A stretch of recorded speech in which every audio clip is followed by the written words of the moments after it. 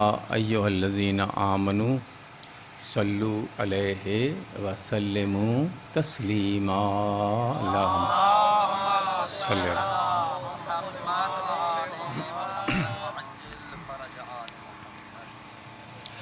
اللہ نے ہمیں عبادت کا حکم دیا ہے، اعبدوا ربکم الذی، عبادت کرو اپنے رب کی۔ اللہ عبادت کرنے کا حکم دیتا ہے، عبادت کا محتاج نہیں ہے، نہ وہ عبادت کرتا ہے نہ عبادت کا محتاج ہے۔ لیکن تین عبادتیں ایسی ہیں جس میں اللہ بھی اس عبادت میں شریک ہو جاتا ہے۔ اللہ تین عبادتیں ہیں، اللہ کہتا ہے میں بھی یہ عبادت کرتا ہوں۔ کل میں نے تھوڑا سا عرض کیا تھا، آپ لوگ اگر تھے وہاں، میں اس کی اب تفصیل عرض کرنی ہے۔ اصل مجلس اور علم و عرفان کی بارش قبلہ صاحب فرمائیں گے، میں تو تھوڑا سا آپ کے سامنے سبق دہرانے والی بات ہوتی ہے۔ تین عبادتیں ایسی ہیں جس میں اللہ تعالیٰ خود بھی عبادت میں شریک ہو جاتا ہے۔ پہلی عبادت کیا ہے؟ سورہ احزاب کی یہ آیت 56 نمبر، کہ اللہ اور اللہ کے فرشتے سرکار پر صلوات بھیجتے ہیں۔ اے ایمان والو، اگر تم ایمان والے ہو تو تم بھی صلوات بھیجا کرو محمد و آل محمد کو۔ سامعین کرام، یہ جو ہم نشست کرتے ہیں، یہ مجلس کرتے ہیں، ذکر کرتے ہیں، یہ اپنی اصلاح کے لیے کرتے ہیں، اپنے اخلاق کی بلندی کے لیے کرتے ہیں، اللہ کی رضا کے لیے کرتے ہیں، اپنی نجات کے لیے کرتے ہیں۔ اور یہ تمام چیزیں مختلف اعمال ہیں جس سے ہمیں نجات مل سکتی ہے، ہماری اصلاح ہو سکتی ہے۔ لیکن ایک چیز جو تمام معصومین نے بتائی ہے کہ اگر تمہیں کوئی چیز، کوئی عمل یاد نہ ہو تو اپنی اصلاح و نجات کے لیے محمد و آل محمد پر درود پڑھ لیا کرو، اللہم صلی علی محمد و آل محمد۔ کل میں نے یہ چیز بتائی تھی، چونکہ کل والے لوگ بہت کم نظر آ رہے ہیں مجھے یہاں، اس لیے پھر ریپیٹ کر رہا ہوں اس کو، کہ اللہ نے سرکار کائنات کو رسول کہہ کر مخاطب کیا ہے متعدد جگہ۔ یا ایھا الرسول بلغ ما انزل الیک، یا ایھا الرسول لا یحزنک الذین یسارعون، یا رسول کہا، یہاں نبی کہا ہے، یہاں نبی کہا ہے۔ کیوں؟ اس لیے کہ رسول جب تھے، جب تبلیغ کا حکم آیا، انذر عشیرتک الاقربین، پھر رسالت کا فرائض آپ پر عائد ہوئے۔ نبی جب سے ہیں، جب سے آپ کی تخلیق ہوئی ہے۔ اول ما خلق اللہ نوری کنت نبیا و آدم ماء و طین، تو نبی جب سے ہیں، جب سے تخلیق ہوئی ہے، رسول بعد میں ہیں۔ اللہ کہتا ہے رسول پر صلوات نہیں بھیجتا ہوں، میں نبی پر صلوات بھیجتا ہوں۔ اللہ اکبر، اللہ اکبر، اللہم صلی علی محمد و آل محمد، محمد و آل محمد پر صلوات۔ سامعین کرام، کسی نبی پر صلوات نہیں ہے، سلام ہے۔ حضرت موسیٰ پر سلام ہے، حضرت عیسیٰ پر سلام ہے، جب وہ پیدا ہوئے، جب وہ دنیا سے اٹھائے جائیں گے، یہ تمام اس پر سلام ہے، سلام سلام سلام۔ حضرت نوح پر سلام ہے، ہر ایک پر۔ درود صرف دو خاندانوں پر ہے، دو خاندانوں پر ہے صلوات۔ ایک خاندان ہے ابراہیم اور آل ابراہیم، اور ایک خاندان ہے محمد اور آل محمد۔ پروردگار عالم میرے اللہ، کیا ہم حضرت موسیٰ پر صلوات نہیں بھیج سکتے؟ نہیں۔ کیا ہم حضرت عیسیٰ پر صلوات نہیں بھیج سکتے؟ نہیں۔ کیوں نہیں بھیج سکتے؟ حضرت موسیٰ، حضرت نوح صاحب کتاب ہیں، صاحب شریعت ہیں، صاحب معجزہ ہیں، معصوم ہیں، امت کے نبی ہیں، تبلیغ دین ہے، ہر چیز، ہر صفت موجود ہے، پھر کیوں نہیں بھیج سکتے؟ تو اللہ کا جواب ہوگا کہ درود کا تعلق، صلوات کا تعلق نبوت سے نہیں ہے، صلوات کا تعلق رسالت سے نہیں ہے، صلوات کا تعلق عصمت سے، معصوم ہونے سے نہیں ہے، صلوات کا تعلق معجزے سے، صاحب کتاب ہونے سے نہیں ہے، مالک پھر کس چیز سے تعلق ہے؟ تو ارشاد صلوات کا تعلق صرف اور صرف قربانی دینے سے ہے۔ اللہ اکبر۔ صلوات کا تعلق صرف قربانی دینے سے ہے، اور قربانی شریعت کی منزل میں نہیں دی جا سکتی، عشق کی منزل میں دی جا سکتی ہے۔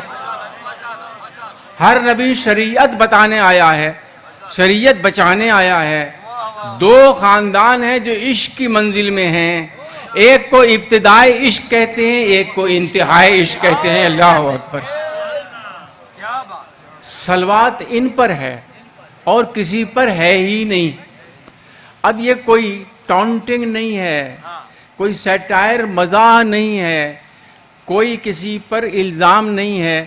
چھوٹی سی بات عرض کرنی ہے کہ درود صرف ابراہیم اور آل ابراہیم پر ہے، درود صرف محمد اور آل محمد پر ہے۔ جو شخص اس کے علاوہ کسی پر درود بھیجے وہ گناہگار ہوتا ہے، ثواب نہیں ملتا۔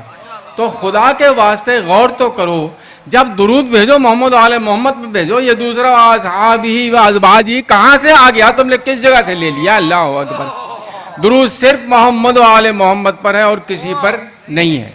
سامعین کرام، درود کی مستحق یہی ہستیاں ہیں، اور ان کے حوالے سے آپ کو میں نے عرض بھی کیا کہ کوئی بھی آپ کا مسئلہ، کوئی مشکل ہو، درود پڑھیں، اللہ تعالیٰ محمد و آل محمد کے توسل سے ہمارے مشکلوں کو حل فرمائے گا۔ اللہم صلی علی محمد و آل محمد۔ یہ ایک کام ہے جس میں اللہ شامل ہے، عبادت میں۔ دوسرا کام کیا ہے؟ سورہ بقرہ آیت نمبر 159 159 اولئک یلعنہم اللہ ویلعنہم اللاعنون۔ یہ لوگ ہیں جن پر اللہ بھی لعنت کرتا ہے، تم بھی لعنت کیا کرو۔ اللہ اکبر۔ پھر یا علی اللہ بھی لعنت کر، یلعنہم اللہ، ان پر اللہ بھی لعنت کر رہا ہے، اللہ کی لعنت بھی ہے، ویلعنہم اللاعنون، لعنت کرنے والوں کی لعنت بھی ہے۔ دوسری عبادت ہے لعنت کرنا، جس میں اللہ بھی ہمارے ساتھ شامل ہے لعنت کرنے میں۔ سامعین، اب اس میں ایک چیز آپ تھوڑی سی بحث کروں۔ سورہ قصص کی 41 نمبر آیت ہے، جس میں اللہ نے فرمایا وَجَعَلْنَاهُمْ أَئِمَّةً يَدْعُونَ إِلَى النَّارِ وَيَوْمَ الْقِيَامَةِ لَا يُنصَرُونَ۔ ہم نے ائمہ راہبر بنائے ہیں جو جہنم کی طرف لے جاتے ہیں۔ ہم نے ایسے راہبر بھی بنے ہیں جو جہنم کی طرف لے جاتے ہیں، یدعون الی النار۔ تو اب لعنت ان پر کرنی ہے جو جہنم کی طرف لے جاتے ہیں۔ یا اللہ، ان کی پہچان کیا ہے؟ پتہ تو لگے نا کہ آخر وہ کون ہیں جو لعنت پر، جن پر زیب دیتی ہے، جو لعنت کے مستحق ہیں اور جن پر لعنت کرنی چاہیے۔ یہی آیت سورہ قصص بتائیے۔ اس سے اگلی آیت پھر اللہ نے تعارف بھی کرا دیا ہے ان راہبروں کا جو لعنت کے مستحق ہیں۔ اس سے اگلی آیت وَأَتْبَعْنَاهُمْ فِي هَذِهِ الدُّنْيَا لَعْنَةً۔ یہ لوگ ہیں جن کے پیچھے دنیا میں لعنت پھرتی رہتی، چلتی رہتی ہے ان کے پیچھے۔ یہ ہیں جن کے پیچھے لعنت لگی رہتی ہے۔ یہ وہ راہبر ہیں جن کے پیچھے لعنت لگی رہتی ہے۔ اب ہمیں راہبر ڈھونڈنے پڑیں گے، کون سے راہبر ہیں جو لعنت ان پر پڑتی چلتی جاتی ہے؟ کوئی نہ کوئی تو ہیں جو اللہ نے بتایا ہے۔ اس کا مطلب ہے کچھ ہستیاں ایسی ہیں جو مستحق لعنت ہیں۔ اللہ نے نام نہیں لیا، ہم کیوں نام لیں؟ ہمیں کیا ضرورت ہے نام لینے کی؟ جب اللہ نے پہچان بتا دی ہے، نام نہیں لیا۔ شاعر کہتا ہے کہ سارے عالم کو در شاہ سے غذا ملتی ہے، ہو مرض کوئی اسی در سے شفا ملتی ہے، نام لے لے کے کسی پر بھی نہ لعنت کرنا، جس کا حصہ ہو اسے ڈھونڈ کے جا ملتی ہے۔ اللہ اکبر۔ یا علی یا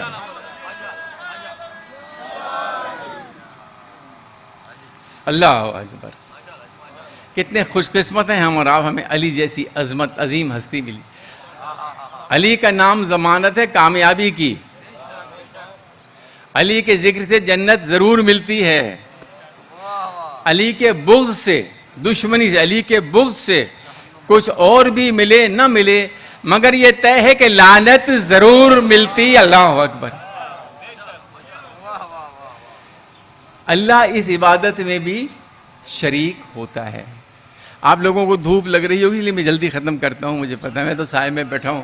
تھوڑا سا انتظام اگر بہتر ہو جائے آئندہ سے, ہاں سایہ ہو تو. یہ کیا چھوٹا سا لگا دیا, ایسے کیا ہوتا ہے, ہاں ذرا بڑا کہتے ہیں. دیکھیے لوگ بیٹھے ہوئے ہیں بیچارے, محبت سے پیار سے آئے ہیں, حسین سے پیار کرنے والے بیٹھے ہوئے ہیں. ہمیں بھی حسین والوں سے پیار کرنا چاہیے. سامعین, یہ دوسری چیز ہے جو اس میں اللہ شریک ہوتا ہے. تیسری چیز کیا ہے, تیسری عبادت جس میں اللہ بھی شریک ہوتا ہے. سامعین, سورہ اعراف کی آیت نمبر 31 سورہ اعراف آیت نمبر 31 اور سورہ یونس آیت نمبر 20, یہی الفاظ ہیں تھوڑے سے فرق سے. اللہ فرماتا ہے فانتظروا انی معکم من المنتظرین, تم بھی انتظار کرو میں بھی تمہارے ساتھ انتظار کر رہا ہوں. اللہ اکبر, اللہ اکبر. تم بھی انتظار کرو, انی معکم, میں بھی تمہارے ساتھ انتظار کر رہا ہوں. انتظار کرنا بھی عبادت ہے اور اس عبادت میں اللہ شریک ہے.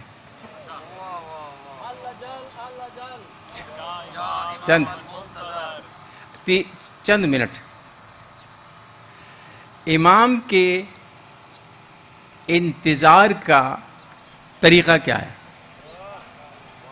ہر شخص کہتا ہے انتظار کرتے ہیں, لیکن انتظار حقیقتاً جو کرنا ہے اس کے لیے ہمارے معصومین نے ہمیں کچھ معیار بتایا ہے, کچھ طریقے بتائے ہیں.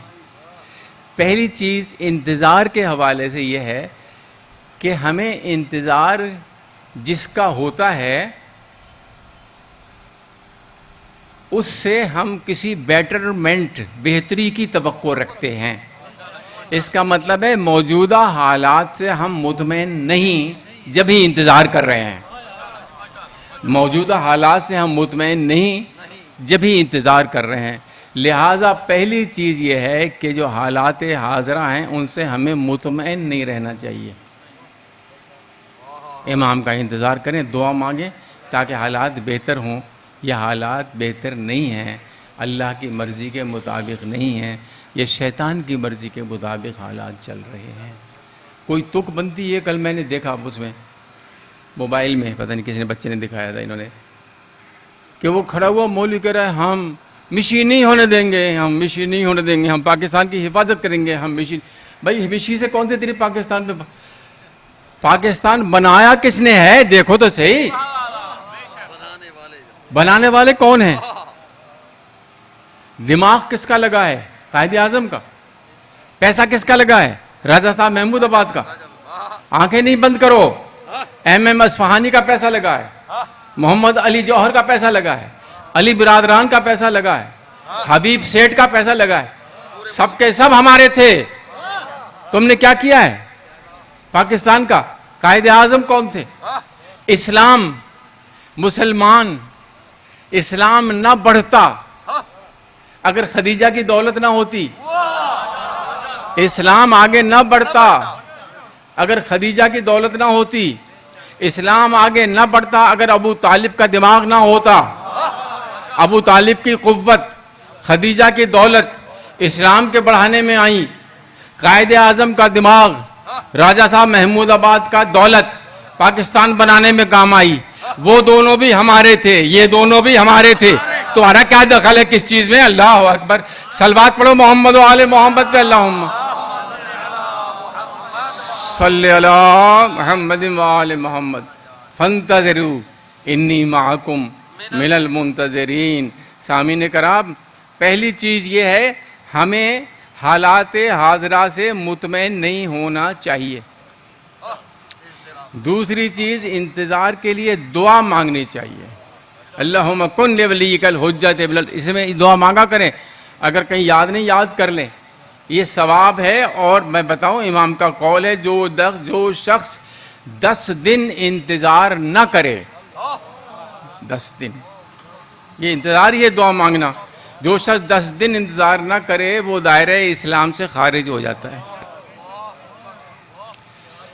امام کا انتظار بھی کریں, دعا بھی کریں امام کے لیے. امام جب آئیں گے تو کچھ پہچانیں بتائی ہیں ہمارے معصومین نے, اللہ نے, اللہ کے رسول نے.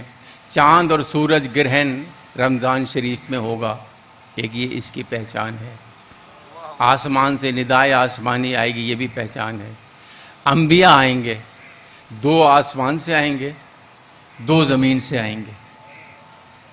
حضرت ادریس آسمان سے آئیں گے, حضرت عیسیٰ آسمان سے آئیں گے, حضرت خضر زمین سے آئیں گے, حضرت الیاس زمین سے آئیں گے. 2 زمین سے, 2 آسمان سے. یا اللہ زمین والے کافی نہیں, آسمان والے کیوں بھیجا ہے؟ تو کہے گا یہ صرف زمین کا امام تھوڑی ہے, یہ تو آسمان کا بھی امام ہے. اللہ اکبر, یہ بتانے کے لیے. اللہ اکبر, یہ امام آسمان کا بھی ہے. 4تھے آسمان پر حضرت عیسیٰ علیہ السلام ہیں. آپ کو پتہ ہے مختلف آسمانوں پر مختلف انبیاء کا ذکر ہماری کتابوں میں ہے. پہلے آسمان حضرت آدم ہیں, اس طرح آن ورڈ حضرت نوح ہیں, حضرت عیسیٰ ہیں, حضرت ابراہیم 7ویں آسمان پر ہیں. یا اللہ یہ آسمانوں پہ کیوں رکھے ہوئے ہیں, جنت میں کیوں نہیں جا رہے؟ بھئی انبیاء کو جنت میں بھیجنا چاہیے نا. یہ آسمانوں پہ کیوں رکھے ہوئے ہیں؟ تو جواب آئے گا جنت میں تو جب جائے گا جب علی لکھ کر دیں گے, اس سے پہلے کوئی جا ہی نہیں سکتا جنت کے اندر آیا ہے. جب تک جواز نہیں ہوگا علی کا, کوئی بھی اس میں استثناء نہیں ہے, ایکسیپشن نہیں ہے کسی نبی کی یا ولی کی, جنت میں کوئی جا ہی نہیں سکتا جب تک علی لکھ کر نہیں دیں گے. علی نے لکھ کر دینا ہے. حشر میں اس لیے کسی کو اس آسمان میں بٹھا رکھا ہے, کسی کو اس آسمان پہ. 7ویں آسمان پہ حضرت ابراہیم ہے, 4تھے آسمان حضرت عیسیٰ ہیں. سرکار نے جا کر نماز پڑھائی, پتہ ہے آپ کو. حضرت ابراہیم سے کہا جد یا جدی تقبل, آگے بڑھیں نماز پڑھائیں. کہتے ہیں میں تم سے آگے بڑھ کر کیا اپنی نبوت ختم کر دوں, کیا اپنی رسالت ختم کر دوں؟ یا رسول اللہ میں آپ سے آگے نہیں جا سکتا. ابراہیم کون ہیں؟ جنہوں نے بیٹے کی قربانی دی تھی. غور کرو, شرم کرو, جو بیٹا دے کر آگے نہیں بڑھ سکتا, تو بیٹی دے کر آگے بڑھنے کی کوشش کر رہا ہے. اللہ اکبر, صلوات پڑھو محمد و آل محمد پہ. اللہم صلی علی محمد و آل محمد. یہ نشانیاں ہیں امام کے ظہور کی. 4 انبیاء کی آمد, سورج گرہن, چاند گرہن ماہ رمضان میں. اور حتمی, یہ حتمی چیزیں ہیں, کچھ ہیں غیر حتمی ہیں, کچھ حتمی ہیں ساتھ میں. یہ 6 امام فرماتے ہیں, صلوات پڑھیں محمد علیہ محمد, اللہ صلی علی محمد و آل محمد. اللہ بندوں کے اعمال تب قبول فرماتا ہے, اللہ اپنے بندوں کے اعمال اس وقت قبول کرتا ہے جب کہ بندوں کو ان چیزوں پر ایمان ہو, ان باتوں پر ایمان ہو, تب اللہ ان کے اعمال کو قبول کرتا ہے. وہ کون کون سی ہیں؟ پہلی ہے وحدانیت, دوسری ہے رسالت, تیسری ہے امامت, یہ 6 امام کا قول ہے. چوتھی ہے دشمنوں سے نفرت, اور 5ویں ہے انتظار امام زمانہ. یہ چیزیں عقیدے میں جب تک شامل نہ ہوں ہماری عبادتیں قابل قبول نہیں. شرائط انتظار میں نے بتایا ابھی, پہلی چیز کہ ظہور کو نزدیک سمجھیں, دعا بھی کریں اجل اللہ تعالیٰ فرج, اور نزدیک سمجھیں ظہور کو. غیر مطمئن رہیں, 10 دن انتظار نہ کریں تو گئے اسلام سے, اس لیے انتظار کے لیے دعا پڑھتے رہا کریں. یہ سامعین کرام صدقہ دیں, دعائے غریق پڑھیں, امام کی طرف سے صدقہ دیا کریں. سن لیں یہ چیز, امام کی طرف سے 1 ٹیڈی پیسہ دے دیا کریں, 1 روپیہ ہفتے میں 1 دفعہ. صدقہ دیتا ہوں میں امام کی صحت و سلامتی کے لیے قربتاً اللہ. آپ اپنا صدقہ نکالتے ہیں، امام کا صدقہ بھی نکالا کریں جتنا نکال سکتے ہیں آسانی سے. سامعین، یہ انتظار کی بات ہو گئی. اب آپ سنیں اللہ جل شانہ. سامعین، اللہ نے تخلیق کی ہے. تخلیق کے دو طریقے ہیں، ایک مدارج میں تخلیق ہے اور ایک امر میں تخلیق ہے. انما امرہ اذا اراد شیئا ان یقول لہ کن فیکون. ایک کن سے تخلیق ہوتی ہے، ایک درجات سے، جیسے انسان پروسیس میں آتا ہے، درخت پروسیس میں آتا ہے، جانور پروسیس میں آتے ہیں. یہ تخلیق، ان دونوں تخلیقوں کے لیے اللہ نے فرمایا ہے کہ جو مدارج میں ہے وہ شے ہے. کل شیء ہالک الا وجہہ. ہر شے ہلاک ہو جائے گی سوائے اس کے وجہ کے. وجہ چہرے کو کہتے ہیں. وجہ کہتے ہیں ما یتوجہ بھی، جس کی وجہ سے انسان راغب ہو جائے، پہچان ہو جائے، جس کی وجہ کہتے ہیں. ہر چیز ہلاک ہو جائے گی جو مدارج سے ہوئی ہے سوائے اس کے وجہ کے. اور جو امر سے ہوئی ہے اس کے لیے اللہ نے فرمایا کل من علیہا فان ویبقی وجہ ربک ذو الجلال والاکرام. امر والے بھی سب ختم ہو جائیں گے، پروسیس والے بھی سب ختم ہو جائیں گے، دونوں میں ہے وجہ رہ جائے گا اللہ کا. ادھر بھی وجہ کا ہے، ادھر بھی وجہ کا ہے، یعنی سب ختم ہو جائیں گے سوائے وجہ کے. اب آگے آیت پڑھیں. اللہ فرماتا ہے، آیت میں آپ کو پڑھ رہا ہوں، سورہ زمر کی آیت ہے 68 نمبر. وَنُفِخَ فِي الصُّورِ فَصَعِقَ مَنْ فِي السَّمَاوَاتِ وَمَنْ فِي الْأَرْضِ إِلَّا مَنْ شَاءَ اللَّهُ. جب سور پھونکا جائے گا تو سب کچھ ختم ہو جائے گا، بے ہوشی ہو جائے گی، ختم ہو جائیں گے سوائے جو اللہ کی مشیت کے مالک ہیں. الا من شاء اللہ، جنہیں اللہ چاہے گا، جو اللہ کی یشاء کے مالک ہیں وہ بچ جائیں گے، باقی ختم ہو جائیں گے. اب سور پھونکا گیا، سب ختم ہو گئے، وہ بچ گئے. وجہ اللہ، جنہیں اللہ نے کہا ہے، اللہ کی یشاء کے مالک. اب پھر اللہ وہی کہتا ہے اسی زمر میں اگلی آیت وَنُفِخَ فِيهِ أُخْرَى. اب دوسرا سور پھونکا جائے گا. سامعین، یہ دوسرا سور پھونکنے والا کون ہوگا؟ پہلا سور تو اسرافیل نے پھونکا نا، اب اسرافیل بھی مر جائیں گے، سور دوسرا پھونکا جائے گا. دوسرا سور پھونکنے والا کوئی ہوگا یقیناً جو سور پھونکے گا، الا من شاء اللہ کے مالک. جب دوبارہ سور پھونکا جائے گا تو کیا ہوگا؟ اسرافیل بھی ختم، سب کچھ ختم. اور ختم ہونے کے بعد اب جناب اللہ فرماتا ہے قرآن پاک میں کہ آواز آئے گی. سورہ تغابن کی آیت ہے، سورہ مومن کی آیت 116 نمبر. آواز آئے گی لمن الملک اليوم. آج کس کی حکومت ہے؟ آواز آئے گی. سب ختم ہو گیا نا، الا من شاء اللہ کے علاوہ. اب آواز آئے گی لمن الملک اليوم. آج کس کی ملکیت ہے، کس کی حکومت ہے؟ جواب آئے گا للہ الواحد القہار. اللہ کی حکومت ہے، واحد القہار کی.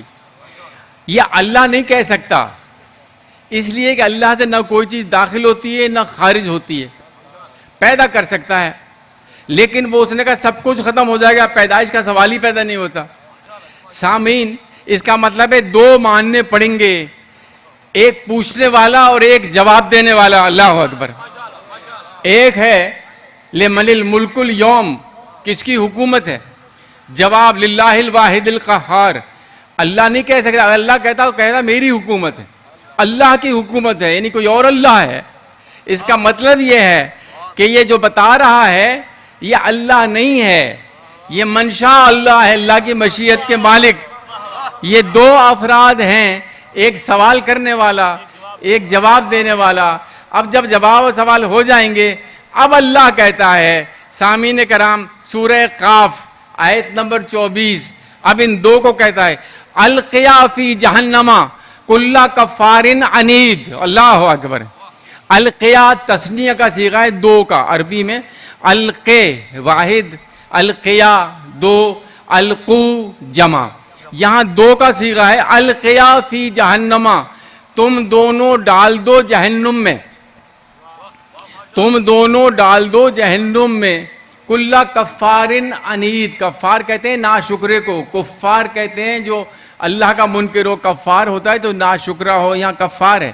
کل کفارن عنید, ہر اس ناشکرے کو, عنید جس نے تم سے دشمنی رکھی ہے. اللہ اکبر, عناد رکھا ہے جس نے تم سے.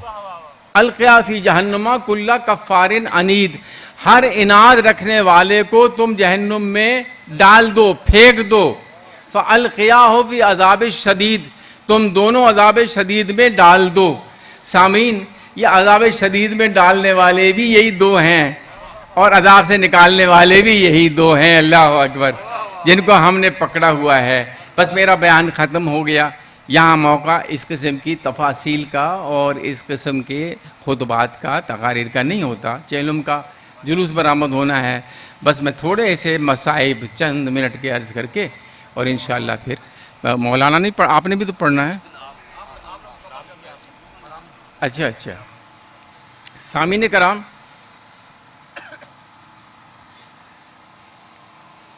ہمیں نجات چاہیے. نجات چاہیے. نجات کے لیے ہمیں کچھ ایسی ہستیوں کو پکڑنا پڑے گا جو نجات دے سکیں. جو نجات دے سکیں وہ کون ہوں گی؟ سامعین, اگر غور کریں تو پتہ لگ جائے گا بھائی, جو جنت کے راستوں سے واقف ہوں وہی تو نجات دے سکتے ہیں. اب مولا کہتے ہیں میں وہاں کے راستے یہاں سے زیادہ جانتا ہوں. اللہ اکبر, وہاں کے راستے زیادہ جانتا ہوں. سامعین کرام, نجات وہی دے سکتے ہیں, جنت وہی لے جا سکتے ہیں جن کے گھر میں جنت کے کپڑے سل کر آتے ہوں, جن کے ہاں سے جنت کی روٹیاں, جن کی روٹیاں جنت میں جاتی ہوں. وہی ہوں گے نا جو جنت کے مالک ہوں گے, جن کو جنت کا معلوم ہوگا. حضرت ابراہیم فرشتوں کو نہیں پہچان سکے. فَأَوْجَسَ خِیفَةً مِنْهُمْ وَأَوْجَسَ مِنْهُمْ خِیفَةً, حضرت ابراہیم کو خوف محسوس ہوا, فرشتوں کو دیکھ کر پہچان نہیں سکے. روٹی دینے جب فضا گئی ہے نا دروازے پہ تو کہتی ہے مجھے معلوم ہے تو جبرائیل ہے, میں جانتی ہوں تجھ کو. یہ گھر ہے جس کی کنیزیں بھی جانتی ہیں. نجات چاہیے اسی گھر سے منسلک ہونا پڑے گا. نجات چاہیے اسی گھر کی طرف آنا پڑے گا. یہ وہ مظلوم گھر ہے جس کے لیے آج ہم یہ ذکر کرنے کے لیے بیٹھے ہیں. بس چند فقرے میں نے عرض کرنے ہیں. سامعین, زیدی صاحب کا فقرہ ہے, مولانا اظہر زیدی صاحب ہوا کرتے تھے. وہ کہتے تھے کہ دین بچ گیا اللہ کا, کلمہ بچ گیا رسول کا, بیٹیاں اسیر ہو گئیں علی کی. اللہ اکبر, کیا قصور تھا علی کی بیٹیوں کا؟ حسین کا تم ملعون و قصور بتاتے ہو, بیعت نہیں کی تھی, لیکن حسین کی شہادت کے بعد حسین کے اہل حرم کا کیا قصور تھا؟ ان کو کیوں قید کر کے لے گئے؟ ان کو کیوں گرفتار کر کے لے گئے؟ ان کو کیوں زندان شام میں بند کیا گیا؟ مولا تیری مظلومیت کے قربان, مولا تیری عظمت کے قربان. یہ جناب زینب کا دل گردہ تھا. سامعین کرام, جنہوں نے جا کر یزیدیت کو بھی ذلیل کیا, یزید کو بھی ذلیل کیا, خطبات دیے. میں اسے بہت مختصر کر رہا ہوں, کاٹ رہا ہوں اپنے بیان کو تاکہ جلدی 5 منٹ میں آپ تک ساری چیزیں پہنچا سکوں. کل میں نے بتایا تھا, اگر آپ کو یاد ہو, آپ میں جو لوگ تھے, 19 دن جناب زینب کو کوفے کے بازاروں میں پھرایا گیا. 19 دن, 12 محرم سے 2 صفر تک 19 دن بی بی زینب کو کبھی اس بازار سے پھرایا جاتا تھا, کبھی اس بازار سے پھرایا جاتا, کبھی اس بازار سے پھرایا جاتا. 2 محرم کو یہ قافلہ روانہ ہوا ہے دمشق کے لیے, عراق شام کی طرف جانے کے لیے. 2 محرم کو یہ چلے ہیں, 14 محرم کو یہ پہنچے ہیں شام میں دمشق. 14 محرم کو, 14 صفر کو یہ پہنچے ہیں وہاں. سامعین، جب وہاں پہنچے ہیں یزید نے شعر کہے ہیں،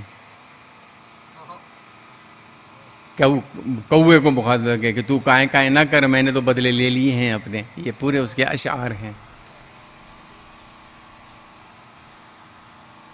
حکم دیا اس نے، میں یہاں ختم کر رہا ہوں، میں حکم دیا اس نے اہل بیت کو میرے دربار میں پیش کیا جائے. جناب سید سجاد قید، بیڑیاں توق پہنے ہوئے، تمام بیویاں ایک رسی میں ان کو باندھا ہوا، یہ سب وہاں یزید کے دربار میں پہنچے. یزید کا دربار، یزید تخت پر بیٹھتا تھا، اتنا اونچا ہی تخت تھا جتنا یہ ہے. اس کے دائیں طرف اس کے 600 سیکیورٹی کے نائجیریا ایتھوپیا کے سپاہی تھے، دوسری طرف اس کے درباری تھے 600. تخت کے پیچھے پردہ لگا ہوا تھا ریشمی، پردے کے پیچھے اس کا محل تھا. محل سے آتا تھا، تخت پہ بیٹھ جاتا تھا، تخت سے اٹھتا تھا، محل کے اندر چلا جاتا تھا. سامعین، اب آل محمد کو اس نے کہا پیش کرو آل محمد. آل محمد کو سامنے پیش کیا گیا، تخت کے سامنے. 18 افراد تھے، 18. سب سے آگے فضہ کھڑی تھی، فضہ سب سے آگے کھڑی تھی. فضہ ہم قربان تیری محبت کے خلوص کی. اس کے پیچھے جناب زینب کھڑی تھی، اس کے پیچھے ام کلثوم کھڑی تھی. اس طرح سے یہ ترتیب وار کھڑے ہوئے تھے. سامعین، یزید 8 گھنٹے تک، 8 گھنٹے تاریخی الفاظ ہیں، 8 گھنٹے تک آل محمد کی طرف مخاطب نہیں ہوا، متوجہ نہیں ہوا. 8 گھنٹے متواتر کوئی کھڑا نہیں ہو سکتا. 4 گھنٹے کی ڈیوٹی لگتی ہے، جو کھڑے ہونے کی ڈیوٹی جن کی ہوتی ہے 2 شفٹوں میں.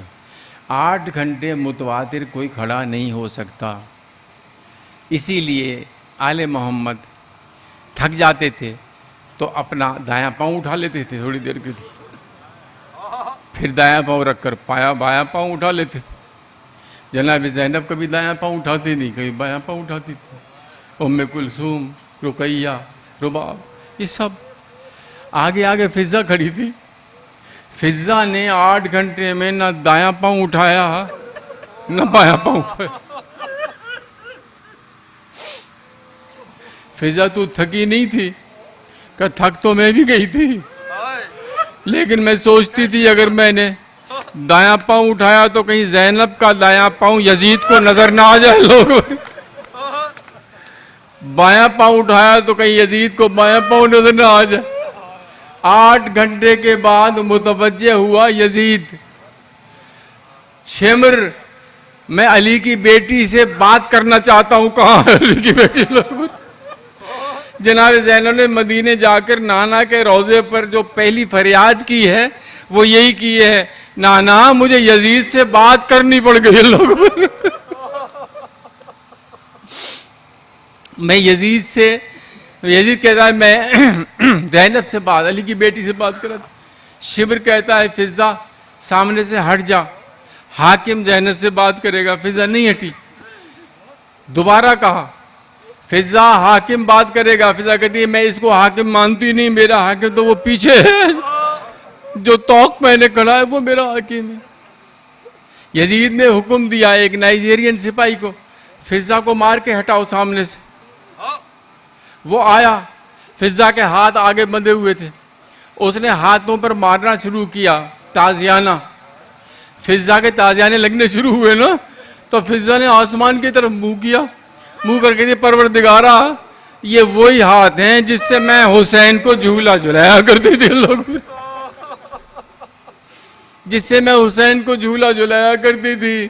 میرے اللہ یہ میں نہیں کہتی مجھ پہ ظلم ختم ہو جائے، میں یہ کہتا ہوں مجھے ہمت دے، میں کھڑی رہوں، زینب کا پردہ بچ جائے. لوگ خون جاری ہو گیا فضہ کے ہاتھوں سے.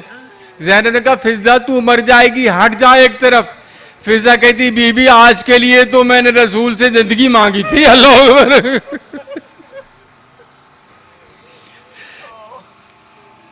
ٹھہر جا میں کوئی بندوبست کرتی ہوں، یہ کہا زینب سے. اور نائجیرین سپاہیوں کی طرف متوجہ ہو کر اپنی زبان میں، حبشی زبان میں کہتی ہے شرم کرو، تمہارے قبیلے کی ایک عورت پہ ظلم ہو رہا ہے اور تم خاموش کھڑے ہوئے ہو. ان کا جو انچارج تھا سردار، یہ سعید نام تھا اس کا، سعید، اس نے کہا کون ہے تو، تعارف کرا. کہ لیں میں میسونہ ہوں، میسونہ فضہ. پہچان کرتا ہے تیرے ساتھ یہی ہونا چاہیے تھا. یہ کہتا ہے تو نے کیوں مدینہ چھوڑا، تو نے کیوں حسین کو چھوڑا، تو نے کیوں زینب کو چھوڑا.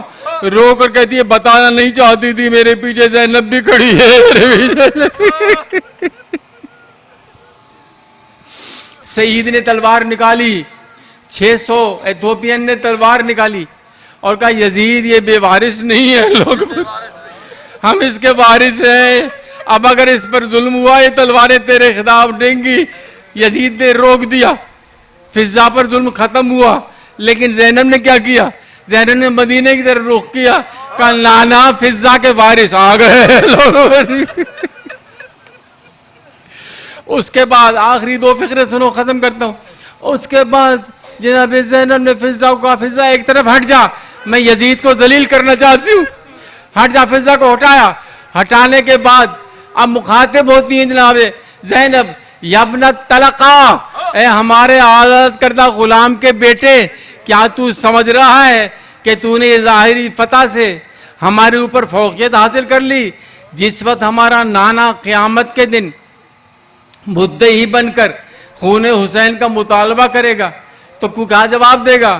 تو نے کیوں آل محمد کو اسیر کیا، تو نے کیوں حسین کو شہید کیا، تو نے کیوں آل محمد کی اہانت کی. اب جو یہ باتیں جناب زینب نے شروع کی، لوگوں کو پتہ نہیں تھا، اکثر لوگوں کو پتہ نہیں تھا کہ یہ کون ہے. جب پتہ لگا لوگ کھڑے ہو گئے. 7 آدمی وہاں شہید ہوئے ہیں. 7 زینب کے خطبے کے بعد کچھ لوگ چلے گئے، دربار سے نکل گئے، کچھ بے ہوش ہو گئے، کچھ رونے لگے، کچھ شہید ہو گئے، سپاہی بھی نکل گئے. یزید نے جب دیکھا لوگ کہ دربار خالی ہو گیا، فوراً اٹھ کے پردہ ہٹا کر چلا گیا اپنے محل کے اندر. دربار خالی ہو گیا، تخت خالی ہو گیا. ہر طرف جناب زینب نے کی تقریر کے بعد نہ وہاں پر کوئی سپاہی تھا، نہ کوئی درباری تھا، نہ یزید تھا. چاروں طرف دیکھنے کے بعد فقرہ سنو، زینب کہتی ہے نجف کی طرف منہ کر کے کہتی ہے بابا علی، جو شام تمہاری فوجوں سے فتح نہیں ہو سکا تھا، آج زینب کے خطبے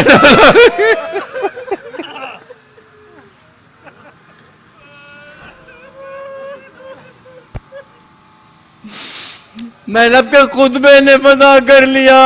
یہ کہہ رہی تھی، آواز آئی ہوگی، بیٹی میں تو کب سے کھڑا تیرا خطبہ سن رہا ہوں. مجھے تو حیرت ہے، جو بیٹی میرے سامنے اونچا قرآن نہیں پڑھ سکتی تھی، آج اونچے خطبے کیسے دے رہی ہے. ماتم حسین یا حسین یا حسین.